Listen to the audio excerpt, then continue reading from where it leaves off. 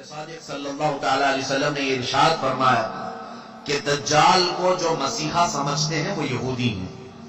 یہودی اس کے انتظار میں کتنی صدیاں گزار چکے ہیں. آج میں یہودیوں کا ایک کیلنڈر نکلتا ہے جس کو وہ گاڈ کیلنڈر بھی کہتے ہیں, خدائی کیلنڈر کہتے ہیں. اس کیلنڈر کو ابھی 5777 سال گزر رہے ہیں, یعنی تقریباً 5500 سال پرانا ایک کیلنڈر ہے. اس تاریخ سے آج بھی یہودی چل رہے ہیں. اس تاریخ کو وہ سب سے زیادہ عظمت والی تاریخ سمجھتے ہیں جس میں 3 بار 7 آ رہا ہے 5777 میں. اور اس تاریخ کی نشاندہی ان کی پرانی کتابوں نے کی تھی. اس اعتبار سے اب یہ بڑی تیاریوں میں لگے ہوئے ہیں. میں یہودیوں کے ٹاپک پر اگر عرض کروں کئی دن چلے جائیں گے, کئی دن, کہ یہ آج پوری دنیا کو اپنے شکنجے میں رکھنے کے لیے, سارے انسانوں کو اپنے غلامی کا طوق پہنانے کے لیے جو انہوں نے کیا ہے وہ ہماری سوچ سے بھی بہت دور ہے. ہمیں وقت کہاں ہے یہ سب چیزیں پڑھنے کا اور سننے کا. گیم میں مصروف کر کے جو ہمیں رکھا ہے, ہمیں آپس کے ایک دوسرے کی لڑائیوں میں جو مصروف کر رکھا ہے, سوچنے کا بھی وقت نہیں دیا جاتا. یہودی اپنے مسیحا کا انتظار کر رہے ہیں, دجال کے آنے کا انتظار کر رہے ہیں, اور وہ انتظار عنقریب ان کا ختم ہونے والا ہے. مقدس کتابیں جو آسمانی کتابیں ہیں, اگرچہ وہ رد و بدل ہو گئی, لیکن جو باقیات ہیں تورات میں یا تلمود, یہودیوں کی مقدس کتاب, old testament, new testament, Bible, یہ جو مقدس کتابیں جن کی ان کے نزدیک ہیں, ان کی عبارات, ان کی آیات کے مطابق دجال کے آنے کا زمانہ بہت قریب آ چکا ہے.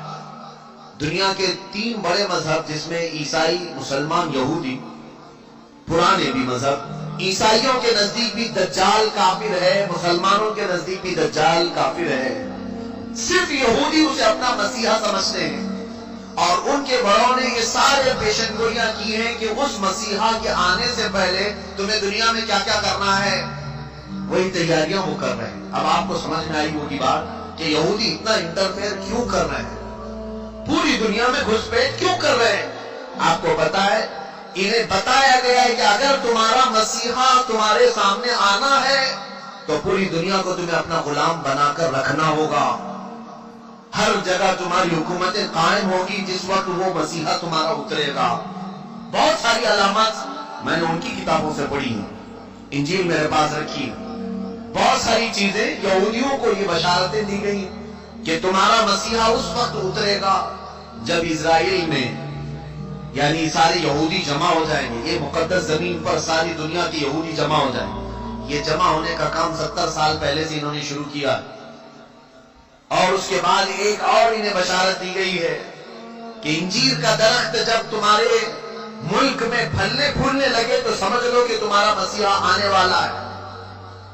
انجیر تو سمجھتے ہوں گے آپ. یہ بہت ساری وہ باتیں میں عرض کر رہا ہوں جو عام تقریروں سے ہٹ کر کے ہیں.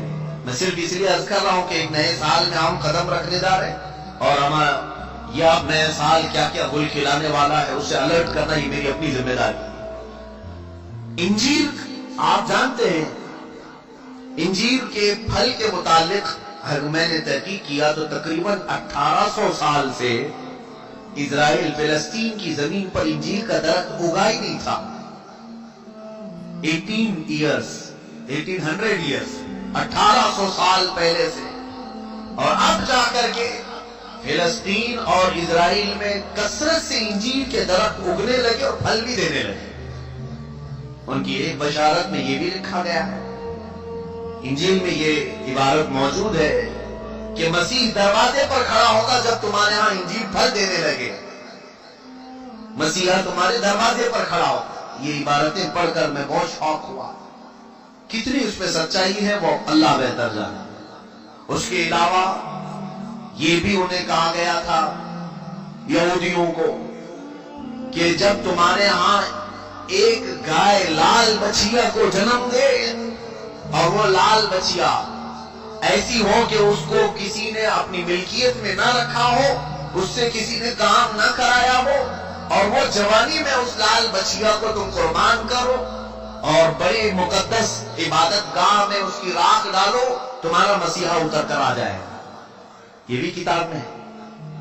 लाल बछिया, गाय की लाल बछिया, समझ रहे होंगे आप, एक बछड़ी। और अभी अभी की न्यूज ये है कि इजराइल में एक लाल बछिया पैदा हुई है और जिसकी हिफाजत ये कर रहे हैं। और कल की न्यूज मैंने ये देखा, एक ईसाई बहुत बड़े साइंटिस्ट है और वो अपनी वेबसाइट में सारी अपडेट्स देते रहता है। मैं इनकी सब की खबरों को 100% यकीन के साथ नहीं बयान कर रहा हूं, मैं आपके दिमाग को करीब करना चाह रहा हूं, इस बात को आप तस्लीम कर लें। लाल बछिया का पैदा होना ये तो जग जाहिर है, सारे लोग जानते हैं इसे, सिवाय उन लोगों के जो लोग टिकटॉक में मसरूफ हैं। बाकी जिनको इस्लाम या तारीख से दिलचस्पी है या वो अपडेट्स लेते हैं दुनिया में क्या हो रहा है, उन्हें पता है कि इजराइल में भी क्या हो रहा है। लाल बछिया पैदा हो गई, उसकी हिफाजत भी हो रही है। कल खबर ये मिली कि उसको कुर्बान भी किया गया है। ये और बात है कि उसकी भेंट नहीं चढ़ाई गई। अब तीसरी बशारत ये भी सुनिए कि कब ये दज्जाल जाहिर होगा, कब ये मसीहा इनका आएगा। ये हमारा मसीहा नहीं, दज्जाल यहूदियों के लिए हो सकता है मसीहा, हमारे लिए वो सबसे बड़ा फितना है।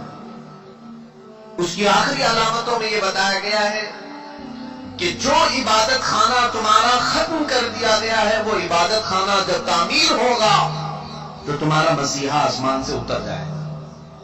ये ईसाइयों की किताब में है, तो आसमान से उतरने का जिक्र ईसा अलैहिस्सलाम के लिए हो सकता है, लेकिन दज्जाल के आने का जिक्र कहीं ये नहीं आया है कि वो आसमान से आएगा कि जमीन से आएगा। अलबत्ता इतना है कि वो जाहिर होगा। अब वो क्या है, इबादत खाना जो इनका तोड़ा गया, ये बड़ी लंबी तारीख है। आज जहां पर बैतुल मुकद्दस है, मस्जिद अक्सा, इसके करीब में रिवायात में ये मिलता है कि ये दर हकीकत सैयदना सुलेमान अलैहिस्सलातु तस्लीम ने तामीर किया था। हजरत दाऊद अलैहिस्सलाम ने काम शुरू किया और उसकी तकमील उनके बेटे हजरत सुलेमान अलैहिस्सलाम ने मुकम्मल की। और कुरान पाक में उसका जिक्र भी है। सूरह अहज़ाब में अल्लाह ताला ने उसकी तामीर का जिक्र भी फरमाया, ताकि जिन्नात ने उसको तामीर किया है, मस्जिद अक्सा। उसी के साथ में एक हैकल था, एक बड़ा किला था। सुलेमान अलैहिस्सलाम ने उसको अपनी हुकूमत का दारुल खिलाफा बनाया, यानी उस जमाने की वो पार्लियामेंट थी और सारे उस जमाने में जो यहूदी थे, अहले ईमान यहूदी, उन सब की इबादत का वो मरकज था। यहूदियों के लिए पहले हर जगह इबादत करने की इजाजत नहीं थी, उनके लिए मखसूस इबादत खाने थे। ये तो उम्मत मुस्तफा की खुसूसियत है, जहां भी जमीन पाक है अल्लाह ने हमें इबादत की इजाजत अता फरमाई, लेकिन उनके लिए ऐसा नहीं, जो मखसूस जगह है वहीं जाकर के पढ़ना है। तो हैकल सुलेमानी उसको कहा जाता है, हैकल सुलेमानी जो हजरत सुलेमान अलैहिस्सलाम ने बनाया था। तो जो चाहूंगा, बहुत करीब में आ रहा हूं। यहूदियों की पहले से फितरत में खराबी रही है, सरकशी रही है, पहले से ये कत्ल और गारत में मसरूफ रहे। बेशुमार अंबिया इकराम को इन्होंने कत्ल किया है, बहुत सारे अंबिया इकराम अलैहिस्सलाम का कत्ल करते थे, वो भी कुरान पाक में।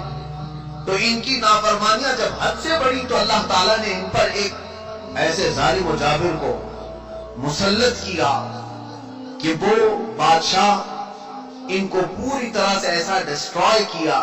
वो बाबिल का था, इराक का बादशाह था, खत्म कर दिया। यहां तक कि जो हैकल सुलेमानी थी उसे तोड़ फोड़ दिया, अच्छी तरह से तोड़ा, तोड़ करके थोड़ी बहुत दीवारें बाकी छोड़कर चला गया। यहूदियों का कत्लेआम, कई 100 साल गुजरे। उसके बाद ईरान का एक बादशाह जो इनका हमदर्द निकला, उसको खुसरू भी कहते हैं, ये बादशाह ने यहूदियों का टेंपल दोबारा बना करके दिया, दोबारा बनाया। और दोबारा ये टेंपल, इसको इंग्लिश में कहते हैं, जो इनका होली टेंपल है, हैकल सुलेमानी है, दोबारा इसकी तामीर किया।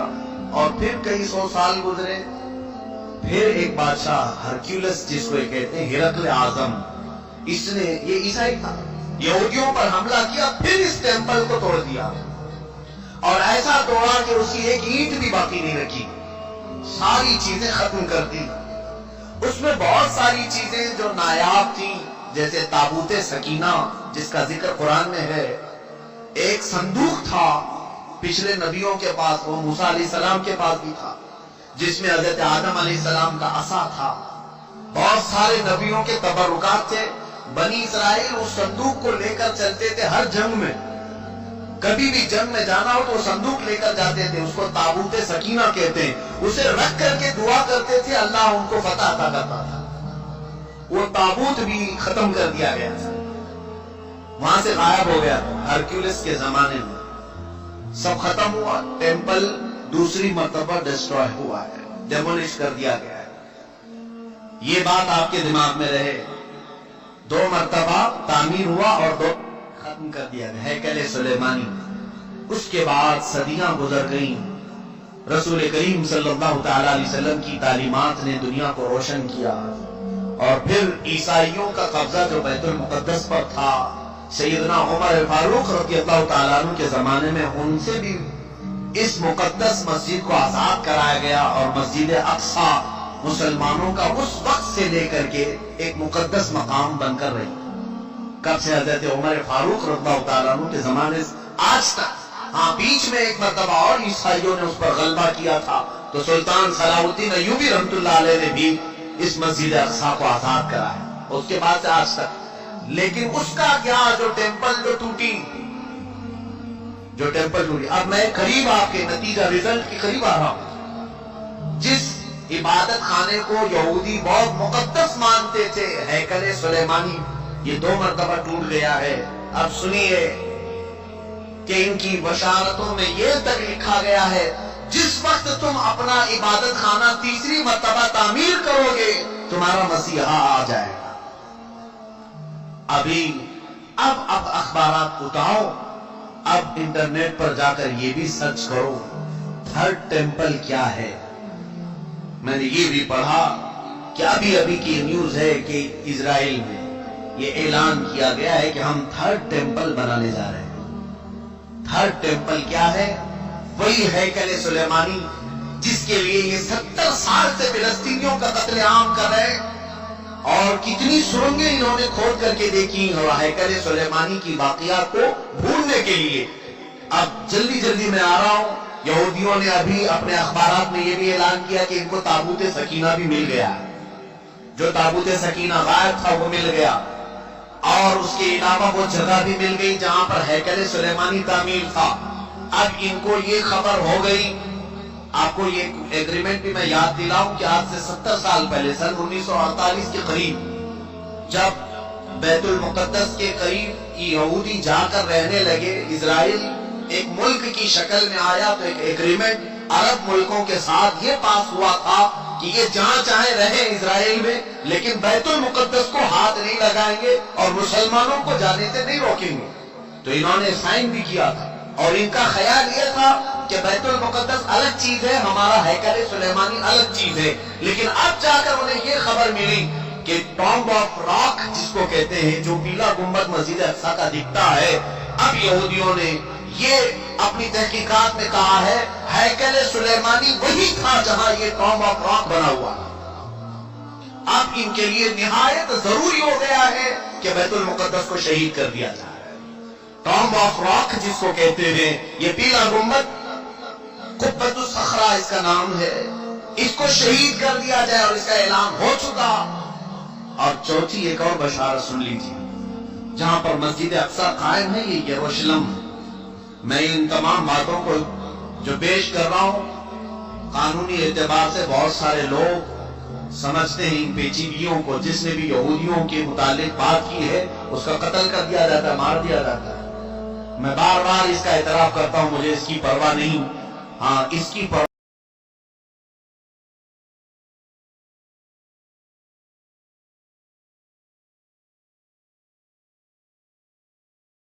ضرور ہے کہ میں امت مصطفیٰ کو ان کی امانتیں سپرد کر کے جاؤں. کتمان علم حرام ہے. چوتھی ایک اور بشارت ان کے متعلق یہ آئی ہے کہ کب آئے گا ان کا مسیح دجال. یہ بھی کہا گیا ہے کہ یروشلم میں جب تمہاری حکومت کا سینٹر ہوگا تب تمہارا مسیح اتر کر آ جائے گا، تمہارا مسیحا آ جائے گا. اب تک اسرائیل کا کیپٹل سٹی یروشلم نہیں تھا، آج تک نہیں تھا. اور آپ کو ابھی پچھلے سال پتہ چلا ہوگا امریکہ کے صدر ٹرمپ نے یہ اعلان کیا کہ میں امریکن ایمبیسی یروشلم منتقل کر رہا ہوں۔ جو اسرائیل میں اس کی ایمبیسی تھی، ظاہر سی بات ہے ایمبیسی وہاں ہوتی ہے جہاں ملک کی کیپٹل سٹی ہوتی ہے، راجدھانی۔ دلی میں سارے ملکوں کی ایمبیسیاں موجود ہیں، سفارت خانے دلی میں ہوتے ہیں۔ اسی طرح سے اسرائیل کے اندر جتنے بھی ملکوں کی ایمبیسیاں ہیں وہ تل ابیب میں تھی، تل ابیب۔ لیکن اب اسے منتقل کر کے ٹرانسفر کر کے یروشلم میں لایا گیا، اور یہ اس بات کا اعلان ہے کہ یروشلم اب یہودیوں کا مرکز حکومت بننے جا رہا ہے 2019 میں۔ یہ اعلان ہوگا کہ 2019 میں یروشلم اب پورے ہندوستان، پورے اسرائیل کا مرکز ہوگا، کیپٹل سٹی ہوگا۔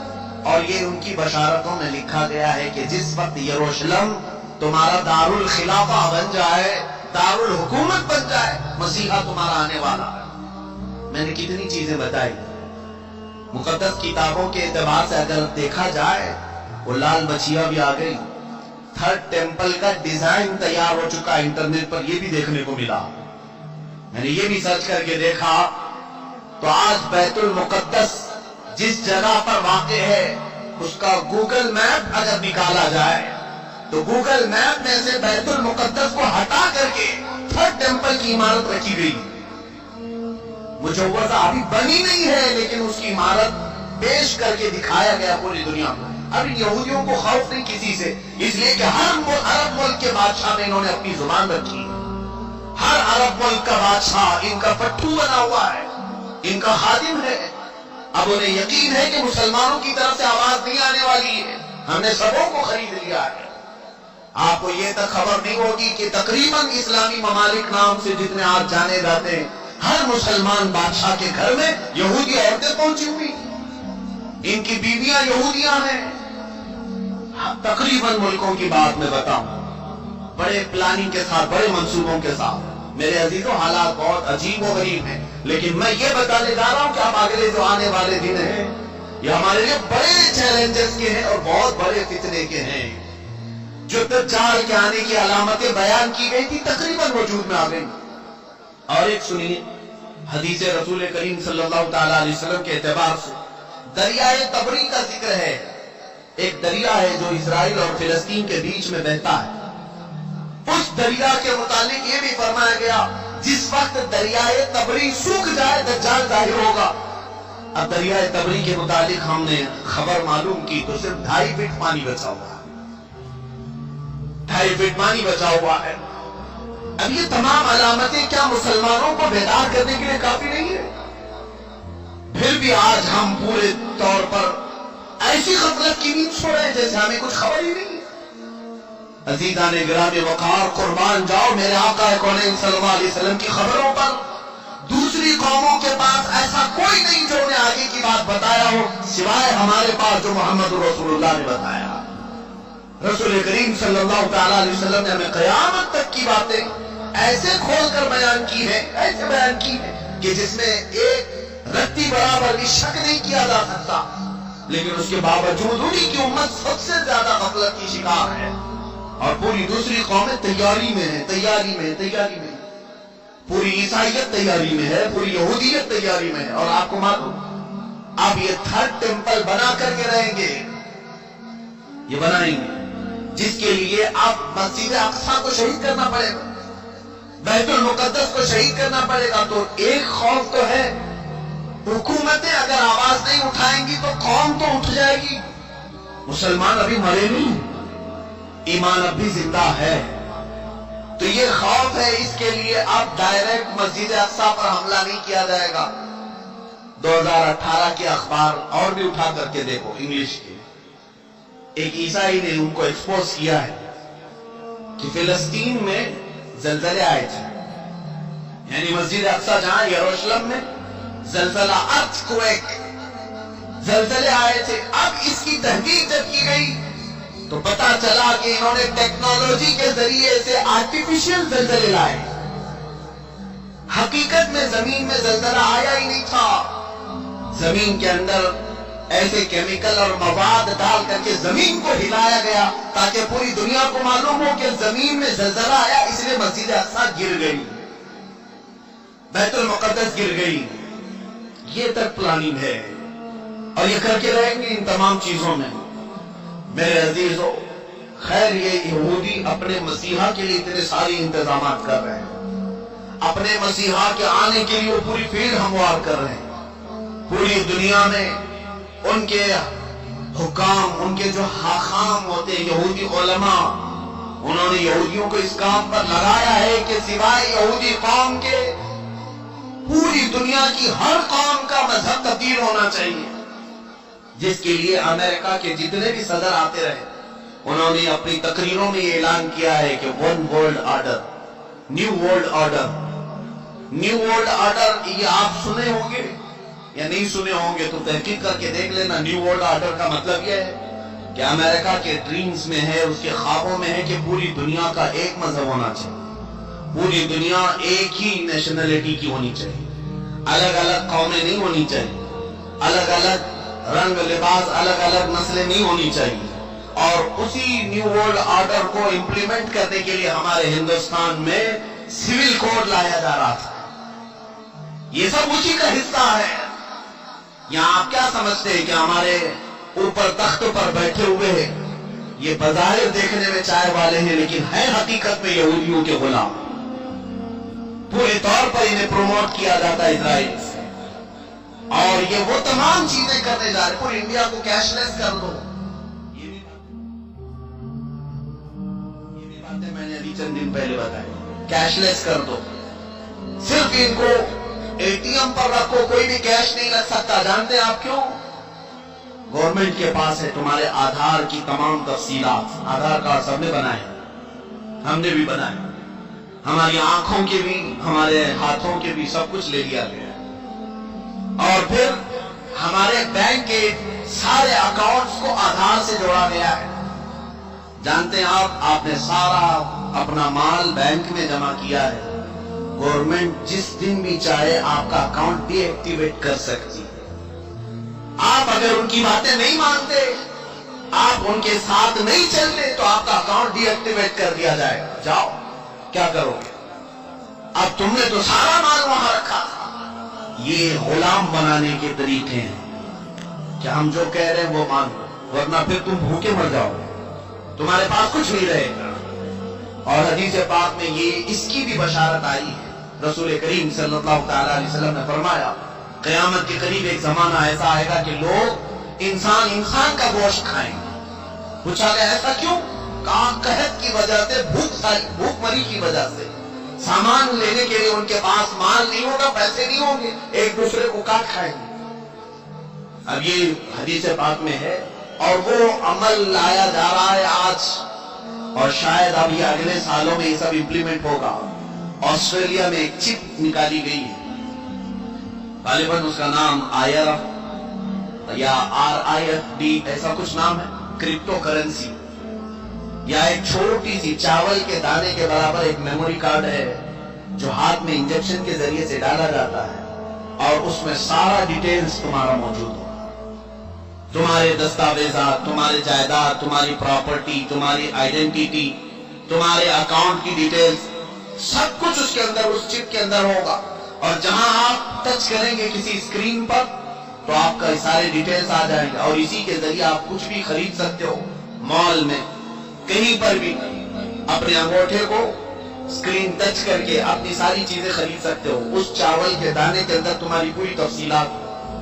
یہ کرپٹو کرنسی آسٹریلیا کی کئی کمپنیوں میں آج امپلیمنٹ ہو چکی۔ یہ تمام حالات کی طرف جو آج دنیا چل پڑی ہے، جانتے ہیں کیوں؟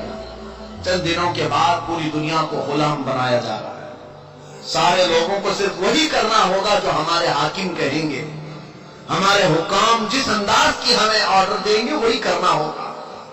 عزیزان گرامی وقار، شاعر نے بہت پہلے ہی ہمیں یہ کہا تھا، اٹھو وگرنہ حشر نہ ہوگا پھر کبھی، دوڑو کہ زمانہ چھال اپنی چل گیا، جاگنا ہے جاگ لو افلاک کے سائے تلے، حشر تک سونا پڑے گا پھر خاک کے سائے تلے۔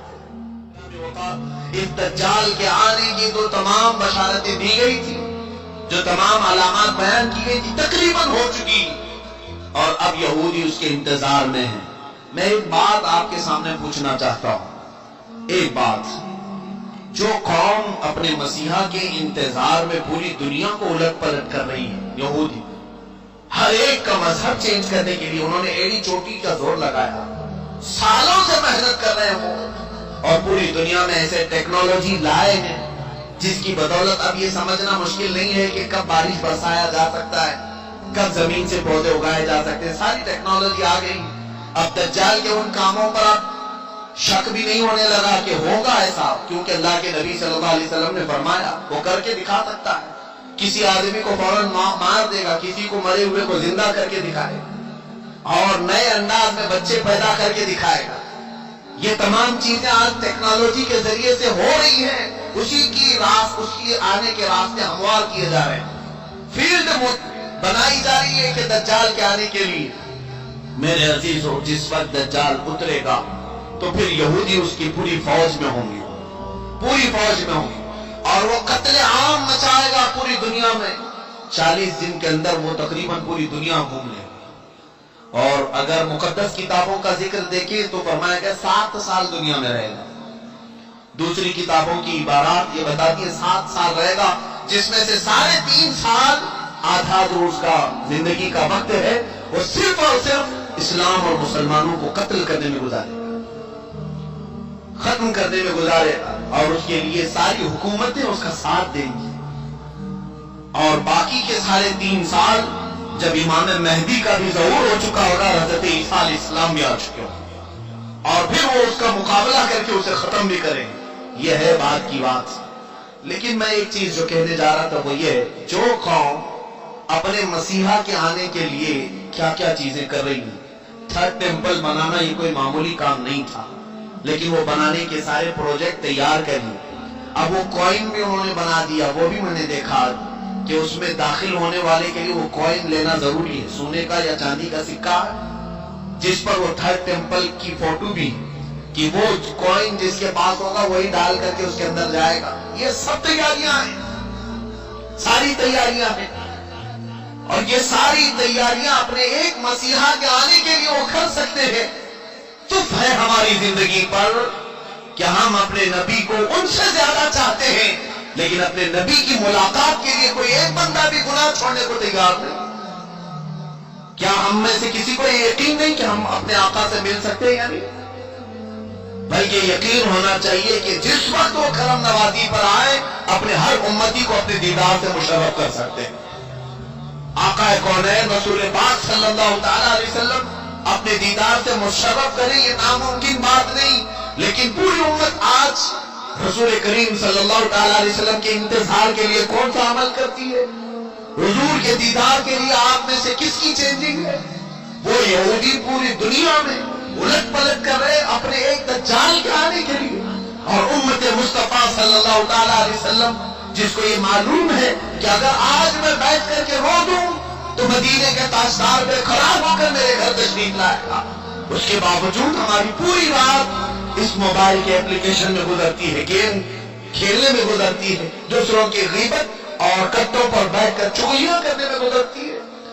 अजीज़ाने गिरामी वक़ार, अब ये जो अगले साल आने वाले हैं, ये मेरी जिम्मेदारी थी, मैंने आपको बता दिया। अलर्ट होना तुम्हारा काम है, आगाह होना तुम्हारा काम है। अभी अगर न संभलोगे तो अल्लामा इकबाल ने बहुत पहले ये कहा था, न संभलोगे तो मिट जाओगे ऐ हिंदी मुसलमानों, तुम्हारी दास्तां तक न रहेगी दास्तानों। जब कहानियां लिखी जाएंगी तो तुम्हारी दास्तान खत्म